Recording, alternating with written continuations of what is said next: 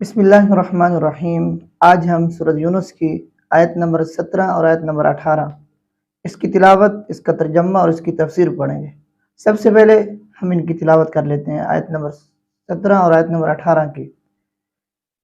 اعوذ باللہ من الشیطان الرجیم، بسم اللہ الرحمن الرحیم۔ فمن أظلم ممن افترى على الله كذبا أو كذب بآياته إنه لا يفلح المجرمون ويعبدون من دون الله ما لا يضرهم ولا ينفعهم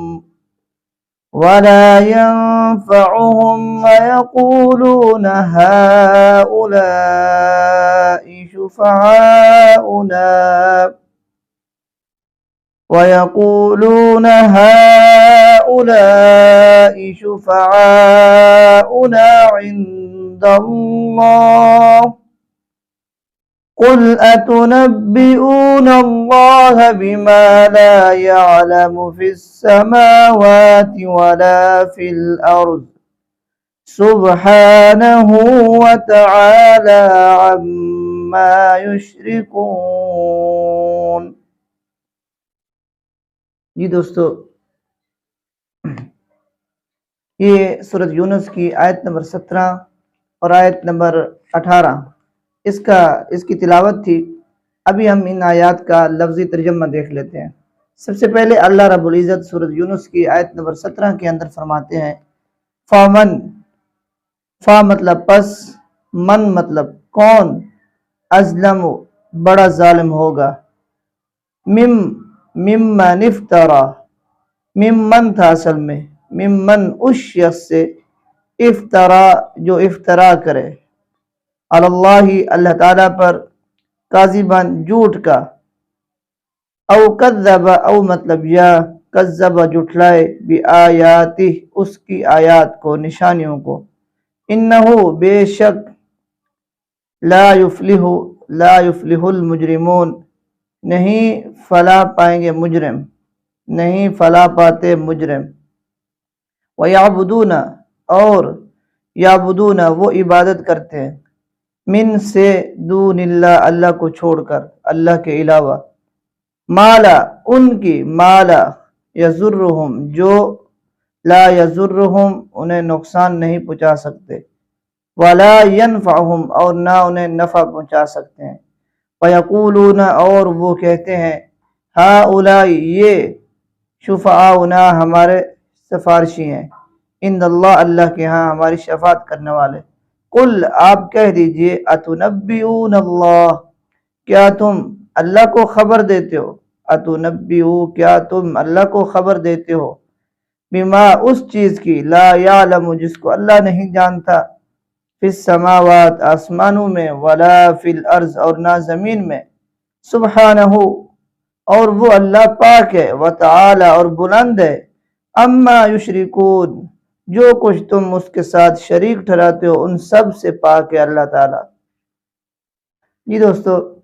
یہ ان آیات کا لفظی ترجمہ تھا۔ ابھی ہم آیت نمبر 17 اور آیت نمبر 18 آیت نمبر 17 اور آیت نمبر 18 کی مختصر تفسیر پر روشنی ڈال دیتے ہیں۔ آیت نمبر 17 کے اندر اللہ رب العزت نے فرمایا وَمَنْ أَظْلَمُ مِمَّنِ افْتَرَىٰ عَلَى اللَّهِ كَذِبًا، کون بڑا ظالم ہوگا اس شخص سے جو اللہ تعالیٰ پر جھوٹ کی بات گھڑے، جھوٹ کی بات اللہ کے اوپر بنائے، او کذب بآیاتی یا پھر اللہ کی نشانیوں کو جھٹلائے، ان سے بڑا کوئی ظالم نہیں ہے۔ ایک وہ شخص بڑا ظالم ہے جو اللہ پر جھوٹ کی بہتان باندھتا ہے، جھوٹ کی نسبت اللہ کی طرف کرتا ہے، اور دوسرا وہ شخص بھی بڑا ظالم ہے جو اللہ کی نشانیوں کو جھٹلاتا ہے، ان کی تکذیب کرتا ہے۔ اور اللہ رب العزت فرماتے ہیں انہو لا یفلح المجرمون، ایسے لوگ مجرم ہیں اور مجرم کبھی کامیاب نہیں ہو سکتے، مجرم کبھی فلاح نہیں پا سکتے۔ اب دیکھیے اس میں یہ ہے،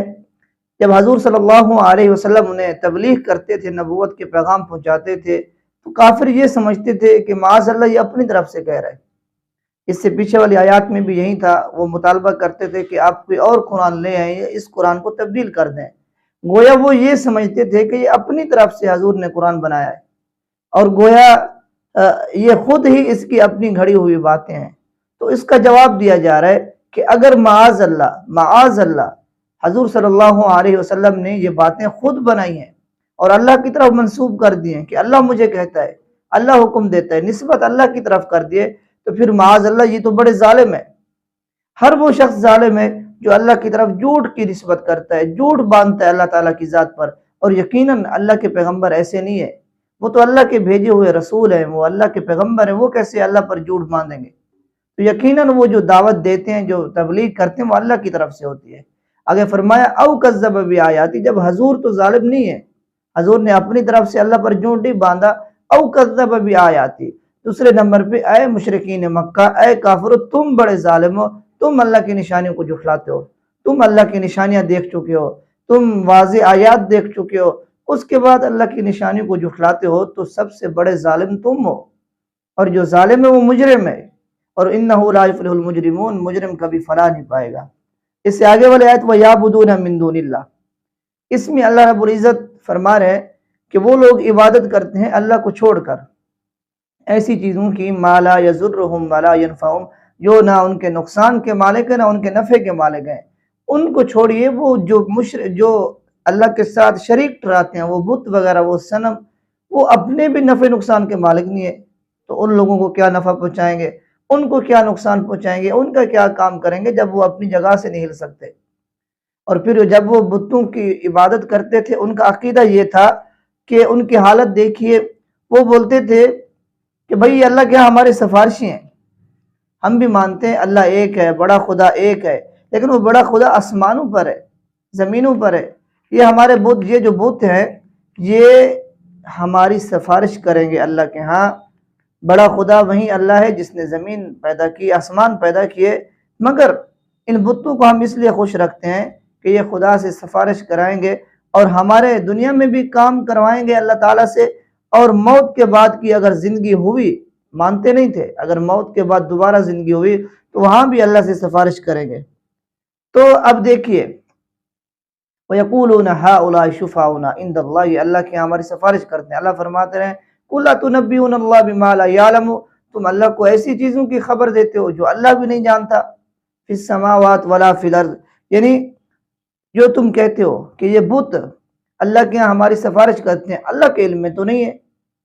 یعنی جب اللہ نے ایسا کوئی قانون بنایا ہی نہیں ہے کہ ایسا کوئی شرک اپنا کوئی نائب بنایا ہو، اپنا کوئی شریک بنایا ہو جس کی سفارش سے اللہ تعالیٰ راضی ہو جائیں، اللہ فرمائے میرے علم میں تو نہیں ہے یہ بات، تم کیسے کہہ رہے ہو جبکہ اللہ نے ایسی کوئی بات بنائی ہی نہیں ہے، جب اللہ نے ایسا کوئی قانون بنایا ہی نہیں ہے، اللہ نے اپنا کوئی شریک ٹھہرایا ہی نہیں ہے کہ جس تک آدمی سفارش لے کر جائے، تو تم ایسی بات کر رہے ہو جو اللہ کے علم میں بھی نہیں ہے۔ اللہ کے علم میں بھی نہیں ہے کہ اللہ نے بنایا، یعنی اللہ نے نہیں بنایا، گویا تمہارے علم میں آ گیا، اللہ کے علم میں نہیں تھا۔ اگر علم میں ہوتا اللہ تعالیٰ کے تو اللہ تعالیٰ ضرور اپنے پیغمبروں کو اس چیز کا حکم دیتے کہ بھائی یہ سفارشین سے سفارش کراؤ، یہ سفارش لے کر آئیں گے مجھ تک، لیکن اللہ نے کوئی ایسا قانون نہیں بنایا۔ اگر ایسی کوئی چیز اللہ تعالیٰ کی طرف سے ہوتی تو اللہ تعالیٰ خود بخود قرآن میں حکم دیتے، بلکہ خدا تو وہ ذات ہے سبحانہ و تعالی، وہ پاک بھی ہے، وہ بلند بھی ہے ان ہر اس شریک سے، بتوں سے، ان جھوٹے معبودوں سے، جھوٹے خداؤں سے جن کی تم عبادت کرتے ہو، جن کو تم اللہ کا شریک سمجھتے ہو، اللہ ان سب سے بلند ہے، ان سب سے پاک ہے۔ تو یہ تھی ان آیات کی تفسیر، مختصر ترجمہ۔ اللہ تعالیٰ ہمیں قرآن مجید سمجھنے اور اس پر عمل کرنے کی توفیق عطا فرمائے۔